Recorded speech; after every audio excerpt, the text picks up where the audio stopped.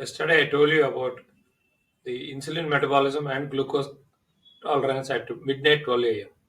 Now, today, I'm going to tell you about the most important part of insulin and glucose metabolism at 4 a.m. Between 4 a.m. and 6 a.m. is the major key of diabetes management. It is not the daytime, but it is early morning between midnight 4 a.m. to early morning 6 a.m. that forms the heart of diabetes management. This is usually missed. That's why I'm telling you. A lot of doctors also don't know about this point.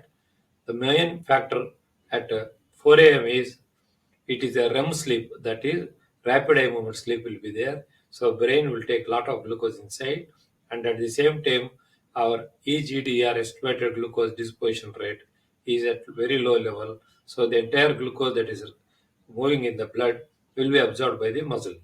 At the same time, our leptin levels are low, but our ghrelin hormone levels are very high, and this pushes the anabolic system so that it also works along with the insulin. But the glucagon is there, which acts against us. Growth hormone is there. These two are also at the peak or at the highest stage during the night time. But cortisol levels are low. Cortisol usually rise between early morning 4 and early morning 6 a.m. and evening 6 p.m. That is a cortisol. In addition to this circadian rhythm, there is also a phasic release of insulin at the pancreatic beta cell.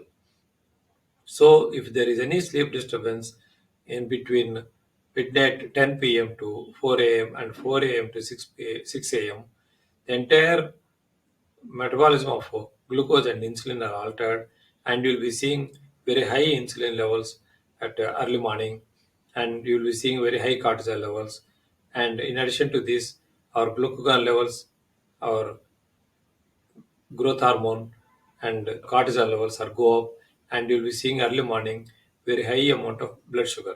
So if somebody is having very high amount of blood sugar in the early morning, but postprandial blood sugar is normal, that indicates hepatic insulin resistance. So the liver is producing glucose, it is not listening to the insulin. Why the insulin is not working? Because we are having all the opposition for the insulin in the name of glucagon, growth hormone, cortisol levels. So one night or between 3 nights sleep is different in the entire 6 months. If it is disturbed, the entire metabolism, glucose metabolism, will be altered for the next 6 months. So sleep is a bedrock for diabetes management. So you have to sleep 3 hours from the sunset, and you can get up a little bit earlier, but there is no problem. The key feature is at 4 a.m. our insulin levels are low, our estimated glucose disposition rate, that is how quickly you eat or you take some food, gets pushed into the muscle or adipose tissue is EGDR. That will be very good at 4 a.m. and it will be not at all working at midnight 12 a.m. So third is our glucagon and growth hormone levels are high, cortisol levels are low, and norepinephrine ACTH levels are low, and most important is it is a REM part of the sleep. So the sleep at that time the brain also takes the glucose, and the entire muscle will be ready to adipose tissue ready to take the glucose. So 4 a.m. is the hallmark, or you have to remember the physiology at 4 a.m. of insulin and glucose metabolism. Once this is altered, you'll be seeing very high insulin in the early morning fasting insulin levels. These people will be having obesity, they have sleep disturbance, they will have misalignment of sleep. So circadian misalignment, sleep misalignment can cause very excessive high amount of ghrelin hormone, loss of appetite control, and moreover people will be eating more in the night, and they will be having more of cafeteria type of diet. What is cafeteria diet is whenever you take a type of foods which are very fast and high carbohydrate density. So because of that, our blood sugar levels will go, our obesity levels will go, and our insulin levels will be very high. In future, they will be developing diabetes.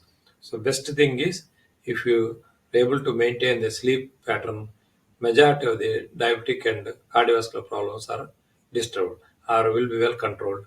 And if you have, whenever you have a sleep disturbance, definitely daytime sleepers will become diabetic.